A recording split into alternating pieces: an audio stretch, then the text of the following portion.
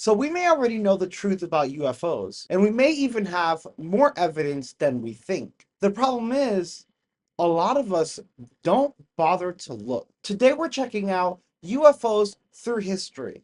Again, we're checking out the National Archive. The National Archive has collected a bunch of UFO evidence, UFO videos, UFO pictures, and interviews and released them for free thanks to the Freedom of Information Act and because of what the National Archive is in essence. And now, with a lot of this UFO UAP news that's been coming out lately and with whistleblowers, it adds a lot of credence to the information the National Archive has been releasing. This video does not have a lot of views. It only has about 185,000 views, but it was released in 2010. Again, it's been sitting here this whole time. We just have not been paying attention. Let's jump in. Ooh. Oh, that's interesting. This is no ordinary sighting of an unidentified flying object. These pictures, taken over a 6-month period in Gulf Breeze, Florida, are the most spectacular evidence of UFOs ever gathered. While some say the photos are fakes, that would not explain the fact that more than 20 people have reported seeing these objects on the very same nights. Charles Summerby describes what he saw in the skies. No sound, there was no veering, it was a straight course, and halfway out over the bay, and so I'd never seen anything like that. There were portholes. You saw portholes of light coming out of the portholes. The man who took these pictures insists on remaining anonymous, so we'll call him Jim. We had a narrator read a transcript of our interview. Jim says his most threatening encounter with the UFOs occurred on this road. He says an object swooped over his car and sent out a beam of light.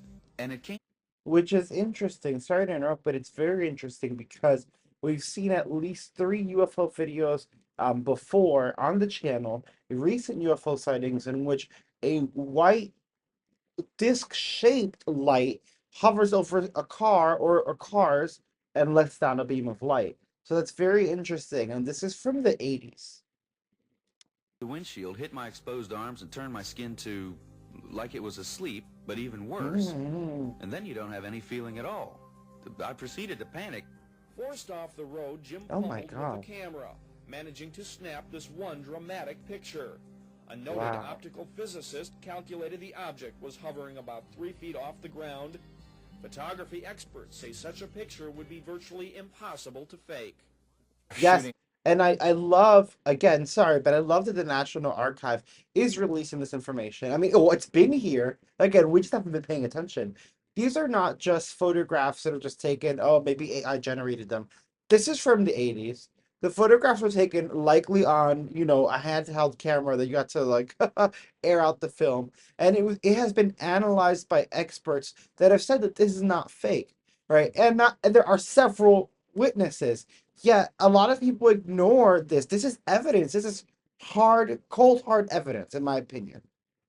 Out of the windshield of the car, through the windshield of the car, and being able to reproduce this object down the road, reflecting on the surface of the road, I feel would be... And sorry, we're going to go back so we can hear it, but I wanted to stop here.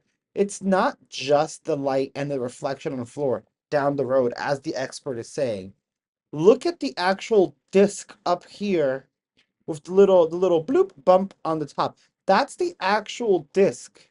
And then this is something that is being emitted, and then this is a reflection on the floor. Wow. To reproduce this object down the road, reflecting on the surface of the road, I feel would be very difficult to do. But not everyone buys that argument. The mayor of Gulf Breeze is convinced the UFO reports are an elaborate hoax that are damaging to the image of his city. I want to go on record as the mayor and express to all the population viewing this telecast that we... Now, unfortunately for us, we don't get the second part of that with the mayor speaking, because the National Archive, when they are releasing this UFO footage, they're on YouTube, they're making it very concise to fit what we want to know about UFOs. However, you go to the National Archives website, which will be linked below, you can check out full videos and do a full analysis of these videos. Here's another interview from 1966 Let's see what they had to say. The United States Air Force, in discharging its responsibility for the aerospace defense of the nation, is called upon to investigate reports of unidentified flying objects.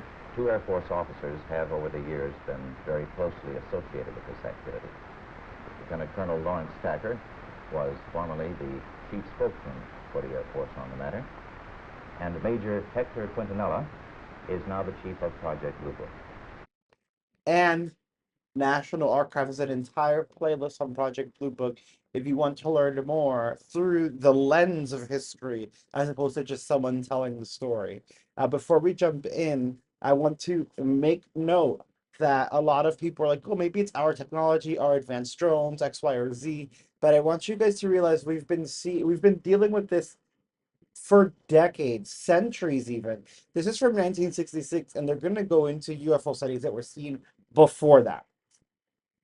Well, we didn't have the technology to make any of the crap that we have now. So think about that while we watch this. Major Quintanilla, what are the objectives of Project Blue Book? The objectives of the program are twofold. They're the same as they have been since 1953 when the regulation was given. First of all, to try to determine if the UFO phenomena presents a threat to the security of the United States. And second, to determine if the UFO phenomena exhibits any technological advances which could be turned into research and development. What's the record so far? To date, we have over 10,000 cases at Wright-Patterson Air Force Base, of which 646 of these remain unidentified. That's not to say that we could not have identified more cases if we had gotten to the observer quickly and checked the local activity. The Air Force has been accused from time to time of hiding information about Cover-ups. UFO. What do you have to say to that, Colonel Patton? Well, these charges are absolutely untrue. Actually, the United States Air Force releases statistics on the UFO phenomena through the Department of Defense press desk periodically, and we've always honored accredited media when they want to investigate a given specific sighting. Interesting that it goes to the Department of Defense, and then it gets distributed to who knows where, and then it gets classified through like a million different things. So I have no doubt that a lot of these Air Force and pilots and like military personnel have expressed, as we've heard, they have expressed concern and talked about sightings, but the source to which they inform doesn't want to tell us, and they like to keep everything secret. They like to compartmentalize and cover everything up. There's nothing to hide at all. Is there anything in the files, either classified or unclassified, that would indicate that there may be extraterrestrial life? over here? First of all, the project is completely unclassified. And there is nothing in the records which would indicate that we have been visited by any advanced civilization. How does the Air Force look upon people who make reports of UFO? Do they look on them as qualified observers? Yes, they do look on them as qualified observers. Actually, most people who report a UFO sighting are patriotic citizens who have been mystified by something that they've seen, and through a patriotic sense, report it to the local law enforcement officials or to the United States Air Force Base near them. What would you consider as a person qualified to interpret what he sees? Well, I consider astronomers genuinely expert in their field. First of all, they have a tremendous advantage over the other physical scientists, and that is that they have powerful telescopes and photographic equipment to confirm their interpretation. Do astronomical laboratories make any contribution to the UFO program? In a negative way, they do, because I've never received a UFO report from an observatory. Not a one. Not a single one. Well, how about the tracking and detection facilities that the Air Force itself has? How does this fit the program? Well, actually, to begin with, the United States Air Force is charged by an act of Congress with the air defense of the United States. And the North American Air Defense Command and the Air Defense Command have space tracking facilities which are constantly on the alert 24 hours a day. We're interested in anything that flies in our atmosphere. Amen. Well, how about UFO reports in other countries? How are they handled? Well, UFOs actually occur worldwide. However, the United States is the only country in the world UFOs occur worldwide. Places with much emphasis on the phenomenon. Other countries place a burden of proof on the observer and not on their Air Force. And that would make your job a lot easier if they did that here. Yes, it would. Thank you, Colonel Tacker, Major Quintanilla. I would like to close by reading a very brief excerpt from the report of the Air Force's Scientific Advisory Board, which they made recently upon completing a detailed review of the subject of UFO. This is a statement. The committee concluded that in the 19 years since the first UFO was sighted, there has been no evidence that unidentified flying objects are a threat to our national security.